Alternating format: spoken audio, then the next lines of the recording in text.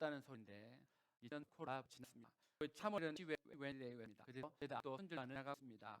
다음 주가 종려주일 팜 선데이고 그 다음 주가 이스터 선데이입니다. 기독교에서 2대 절기를 말하려고 하면 예수님이 태어나신 날을 기념하는 크리스마스와 바로 예수님께서 죽음에서 다시 산 그 사이에 교회 문제를 해결하신 법자선입니다. 부활절이라고 말할 때는 부활의 조건이 있습니다. 바로 죽는 것입니다. 죽지 않은 사람이 어떻게 부활을 하겠습니까? 죽지도 않은 사람이 죽었기 때문에 부활을 하는 것입니다. 예수님이 부활을 하셨다는 것은 부활의 전제가 되는 조건인 죽음의 문제를 해결하셨다는 그런 말이 됩니다. 예수님께서 이 땅에 오신 이유가 있다면 다른 것이 아니라 죄로 인해서 영적인 죽음을 저희와 하나님을 다시 연결해 주는 것이다. 그래서 하나님과 다시 인격적인 관계를 이루며 살아가게 하시는 것이 예수님께서 이 땅에 오신 목적이었습니다. 이 죽음의 문제, 모든 사람들에게는 다 숙제입니다. 그런데 문제는 반드시 해결해야 되는 문제인데 저희들은 죽음의 문제를 해결할 힘도 없고 능력도 없습니다. 이때까지 지구상에 살았던 그 어떤 인간도 그 죽음의 문제를 해결하지 못했습니다.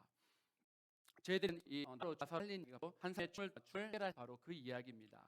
또한 요한복음에 나오는 7가지 기적 중에서 마지막 기적의 이야기입니다. 하나님께서 이 죽은 나사로 이야기를 통해서 저희들에게 주시는 은혜를 나누고자 합니다. 먼저 6절에 보시면 병들었다 함을 들으시고 이틀을 두 유하시는 예수님의 모습을 봅니다. 저희들이 이해가 되지 않는 점이 바로 이 점입니다. 예수님께서는 나사로가 병이 들었다는 소식을 들었습니다.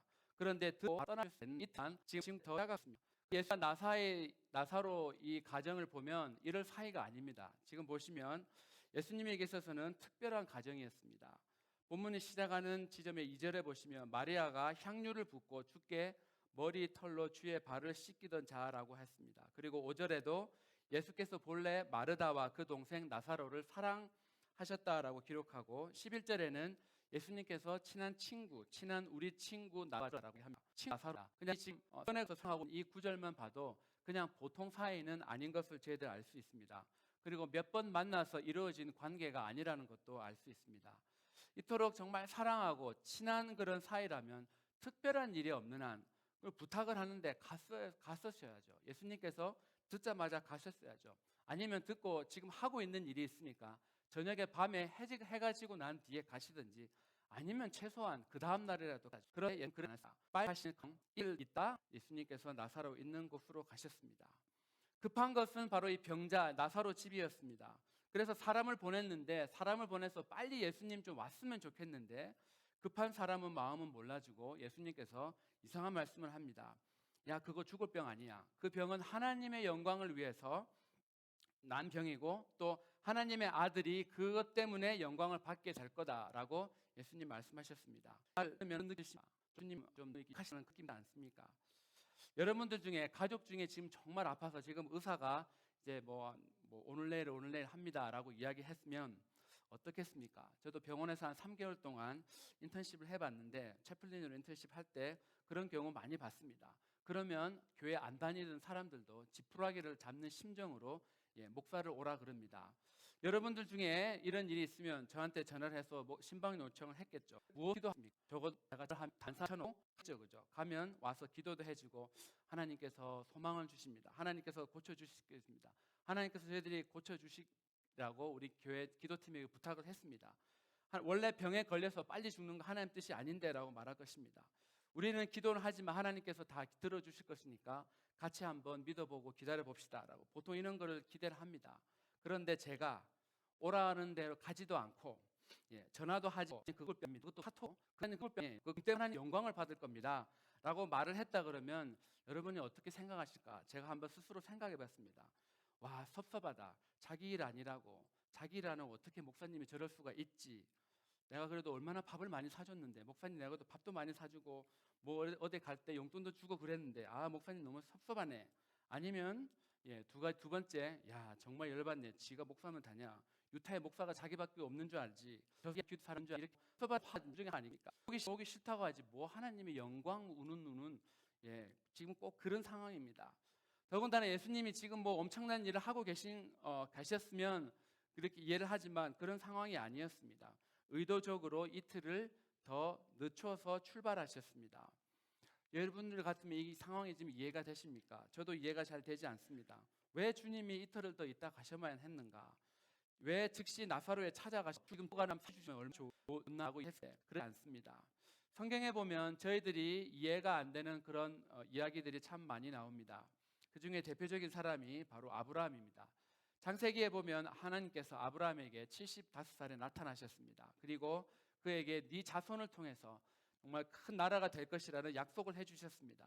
그러면 일반적으로 사람이 어떤 존재가 약속을 하면 그 약속의 조건을 봅니다. 무엇을 약해서 한 해에 이룰 것인가 아니면 1년 안에 이룰 것인가 아니면 2, 3년에 이루어질 것인가 한번 봅니다.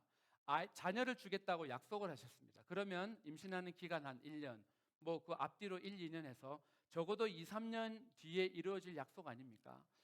하지만 현실은 약속을 하신 후에 25년 뒤에 아브라함이 100살 되던 해에 아브라함이 정말 그토록 원하던 이삭을 품에 안게 되었습니다.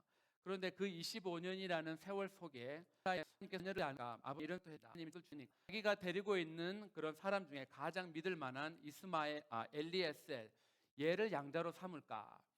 그것도 안 되니까 또 그 하갈을 통해서 자기의 아내 사라의 몸종인 하갈을 통해서 이스마엘을 낳기도 했습니다.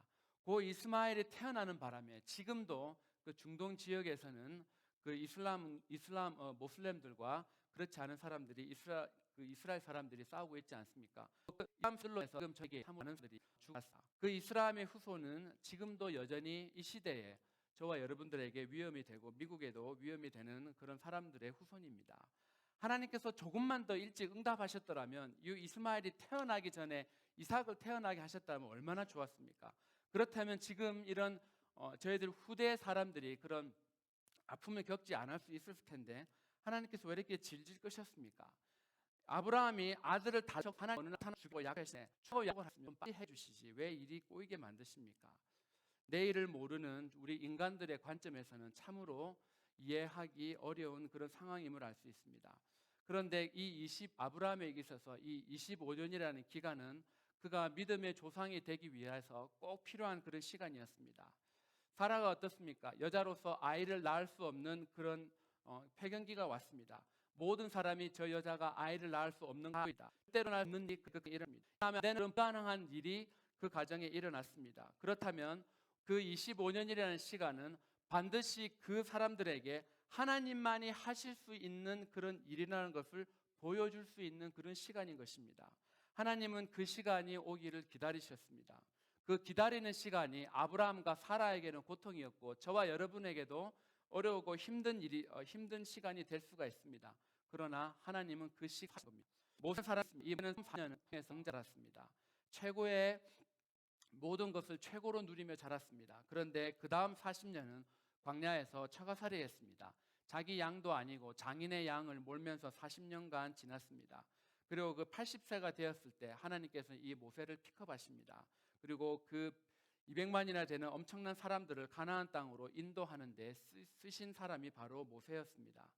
모세는 자기 입으로 인생이 올면 10이고 많은 그때에 남들 오하라파이라는 시대에 이제 죽을 날을 앞에 둔 그 시대에 그는 80이 되었을 때 하나님께 쓰임받는 사람이 되었습니다. 모세가 기다린 그 마지막 40년, 모세가 왕자 이후에 살았던 그 40년, 광야에서 장인의 양을 치던 그 40년은 기고만장하던 모세를 하나님께서 이 지면에서 가장 온유하고 겸손한 사람으로 만드신 그 40년간의 세월이었습니다. 그 40년은 하나님 몸을 사지 않습니다. 이 표현이 저희 도저히 없는 이야기가 성경에서만 일어나겠습니까? 2017년 전 세계에서 가장 살기 좋다는 미국, 그 중에서도 경기가 미국에서 제일 좋다는 주 중에 하나인 유타, 앞으로 계속 인구가 유입이 돼서 정말 그 장밋빛 미래를 약속받은 유타입니다. 이 땅에 살아가는 저희들 다 필요는 없고 우리 교인들 아무런 문제 없이 다 할렐루야 하시면서 살아가십니까? 저희들도 삶에 제할 없는 일이 많습니다. 내가 원하는 일도 낙입니다. 제가 생각지 않은 그런 일들로 인해서 그런 환경들로 인해서 저희들 때로는 어려움을 당하기도 합니다. 그 견디기 힘든 문제가 저희들이 계속해서 기도해 왔는데 저희들 때로는 저희들이 기도한 그 시간들보다 오래 지속되고 있는 것들도 저희들 가운데 가지고 계신 분들이 분명히 있을 것입니다. 하나님은 왜 이런 상황에서 아무 일도 하지 않으시지? 하나님 혹시 나를 잊으셨나? 하나님 우리를 잊고 계시나? 우리는 또 관심 없나? 하나님이 못듣고 기도 듣지 않은 것도 아닌데 왜 하나님은 지금 내가 원하는 상황대로 이끌어 가주지 않으신가? 라고 저희들 의문을 할 수가 있습니다. 그런데 하나님께서는 반드시 계획을 가지고 계십니다. 그 문제 뒤에는 하나님께서 모든 것을 다 주관하시고 아브라함에게서 하셨던 것과 같이 또 모세에게 했던 것과 같이 하나님 저희들을 위해서 지금 뭔가 일을 하고 계시고 하나님 지금도 저희들을 위해서 계획을 갖고 계십니다. 그래서 너무 조각적인 대답을 한 면만 바라봐야 됩니다. 상상하기 어려운 그런 복이 기다리고 있기 때문입니다. 저희들이 하나님을 바라보고 하나님의 때를 기다리다 보면 저희들이 생각지도 않은 때에 생각지도 않은 방법으로 하나님께서 은혜를 베풀어 주십니다. 나사로에게 일어났던 것 같은 그런 부활을 저희들도 경험시켜 주시는 분이 바로 하나님이십니다. 그 하나님께서 당신의 전능하신 손으로 회복시켜 주시는 것을 되기 원합니다. 그러나 하나님이 상을 꼭 내두는 건 그게 없어서도 아니고 하나님 하기 싫어서도 아닙니다.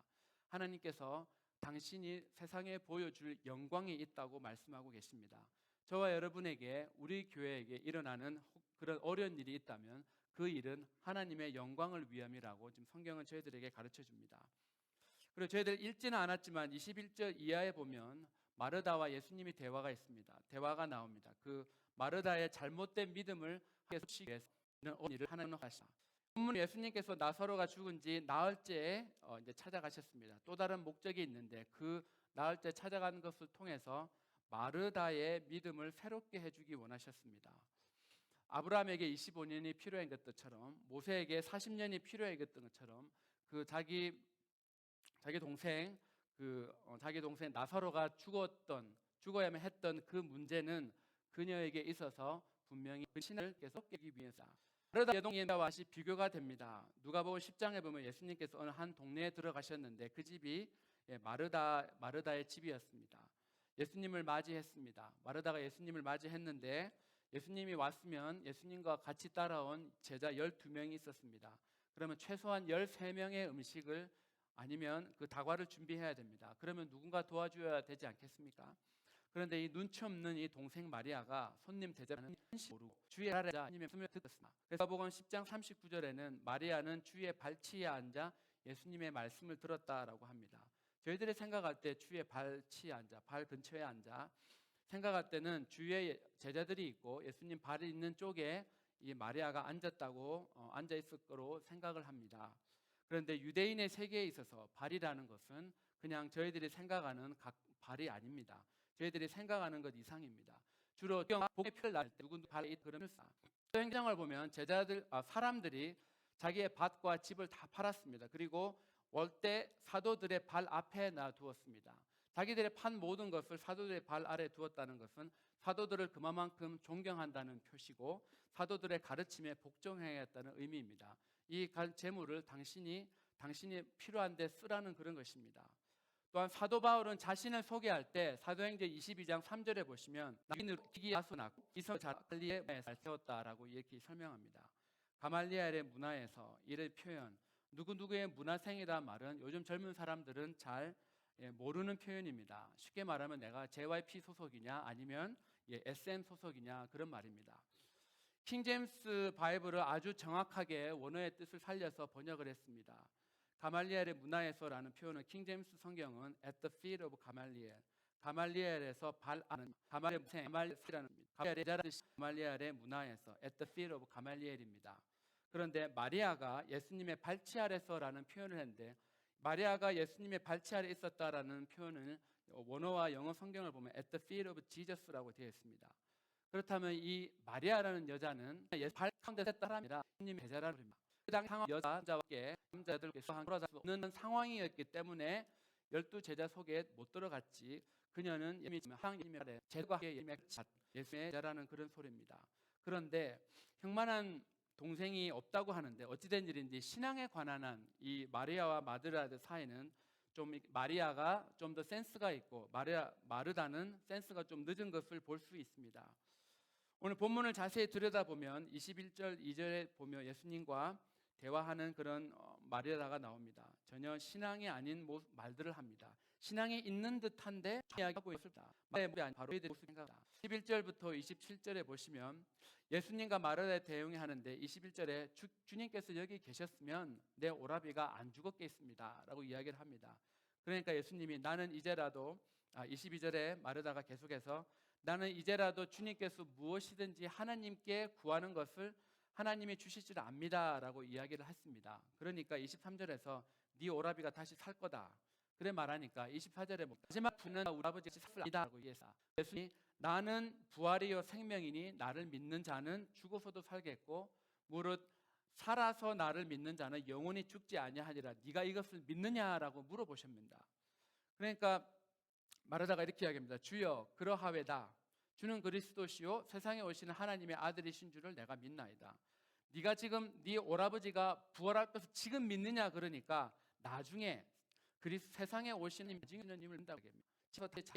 뒤를 천천히 읽어보시면 왠지 모르게 예수님하고 마르다하고 동문서답하는 것 같이 느껴집니다. 마르다는 이미 벌어진 상황, 과거에 대해서 이야기를 합니다. 예수님이 여기 계셨으면 좋았을 텐데 아쉬운 과거를 이야기합니다. 반대로 예수님은 지금 현재를 이야기하십니다. 나는 부활이고 생명이다. I am the resurrection and the life. 나는 지금 살아있는 부활이고 생명이라고 이야기합니다. 하나님 뭘 해줄지 아십니다. No, they will do something. 그러니까 지금 안다는 것입니다. 그러니까 반대로 예수님이 뭐라 그럽니까? 예수님 26장에서 너는 믿느냐라고 물어보십니다. 나는 내가 뭔가 해도 예수님이 뭔가 하실 존재라는 걸 아는 내가 알고 있습니다. 그런 말하니까 아니야. 네가 믿느냐 안 믿느냐를 예수님 따지고 계십니다. 여기서 말하는 믿음은 요한복음 3장 16절에 나오는 구원받는 믿음입니다. 구원에 있는 믿음을 이야기할 때 예수님께서 너 지느냐고 보시네. 이러다 알아. 예수님 뭐든지 하나님이 뭐를 해주실지 알아요. 이렇게 이야기합니다. 예수님이 말씀하시는 거는 너 다른 목사들 설교 들어서 아는 거 말고 너 신앙 서적 보서 아는 거 말고 네가 경험한 하나님, 네가 살면서 경험한 살아계신 하나님의 말을 능력을 너 지금 믿느냐라고 지금 물어보고 있습니다. 목에 칼이 들어와서 너 하나님 믿어라고 말할 때 네 믿습니다 말하는 그 믿음을 내가 지금 너 함에 따라고 보지 않다. 부활과 마지막 날에 올 그 부활을 이야기하지만 지금 이 예수님은 지금의 살 그런 부활을 이야기하고 계십니다. 예수님의 구원은 항상 현재형입니다. 그런데 사람들은 나중에라고 이야기를 합니다. 예수님을 사랑하던 마르다였습니다. 자기 집에 오면 언제나 와서 참 잘 섬겼습니다. 하지만 그녀가 가지고 있었던 예수님에 대한 것은 지식이었습니다. 자기가 정해놓은 그 기준이라 예수님과 생각하며 자기 생각에서 예수님을 이해를 했습니다. 예수님께서는 그녀의 이 동생이 나사로의 죽음을 통해서 그녀가 가지고 있는 믿음의 틀을 깨기를 원하셨습니다. 그래서 예수님은 이틀이나 더 늦게 그 현장에 도착하셨습니다. 그리고 예수님이 이제 살리시는 모습을 봅니다. 약간은 대화가 안 통하니까 39절 이하에 보시면 예수님하고 마르다하고 대화를 하다가 이제 안 통하니까 마르다가 집으로 돌아가서 어느 집으로 동이 마귀입니다. 생님을 푼다 한 마리아가 그 말을 듣고 너무 좋았습니다. 그 말을 듣고 일어나서 급히 예수님께 이제 달려갔습니다. 그 당시 많은 사람들이 예수님을 선생이라 불렀습니다. 존경하는 의미로 부른 선생이었습니다. 마리아가 예수님의 제자라는 것을 그 언니도 벌써 지금 인정하고 있습니다. 선생님이 너를 부르신다. 마리아가 예수님 발 앞에 갔습니다. 그래서 엎드려서 이야기합니다. 주께서 여기 계셨더라면 내 오라비가 죽지 않았다. 언니 마리아가 똑같은 말을 합니다. 단호하지 않고 똑같은 말을 하는데 예수님의 반응은 전혀 다릅니다. 예수님에게 물어보십니다. 그를 어디 두었느냐라고 물어보시니까 이제는 마르다가 와서 보십시오 하며 예수님을 나사로의 무덤으로 데리고 갔습니다. 그때 마르다가 주여 예수님을 그 나사로의 무덤 앞에 데리고 와서 주여 죽은 지가 나흘이 되어서 벌써 냄새가 납니다. 지금 앞에 했던 이야기 또 하고 있습니다. 죽은 지 나흘 됐습니다. 이들은 사람이 사명한 영혼 떠돌다가 다시 그 사람의 그 몸에 들어가면 다시 산다고 믿었습니다. 그러면 나흘째라는 말은 그 가능이 다 사라졌다는 것입니다. 이거는 완전히 임파서블한 그런 상황이라는 것입니다. 그리고 벌써 이제 시체가 썩어서 냄새가 난다고 이야기합니다. 그때 주님이 뭐라 하셨습니까? 내 말이 네가 믿으면 하나님의 영광을 보리라 하지 않았느냐? 마르다야, 네가 내 말을 믿으면 하나님의 영광을 하나. 그때 말이야 지금 아직 예수님 오는데 불고 안 쓰면 안 돼요. 지금 나흘 됐어요. 시체 썩은 냄새가 납니다. 라고 이야기를 합니다. 아직도 예수님이 어떤 분이신지 파악이 안 됩니다. 예수님을 잘 몸으로 떼어서 섬기기는 했지만 그녀는 예수님을 경험해 본 적이 없는 여자같이 이야기합니다. 그런 사람의 그런 환경 속에서 예수님 이렇게 말씀하십니다. 돌을 치우라고 명령하셨습니다. 그리고 나사로야 나오라라고 큰 소리로 나사로에게 명령하셨습니다. 나가 실사 그런 데를 주라십니다. 아니, 예수님께서 이렇게 사람을 나오라 하실 수 있고 죽은 사람을 다시 살릴 수 있으면 돌을 좀 치워주면 안 됩니까?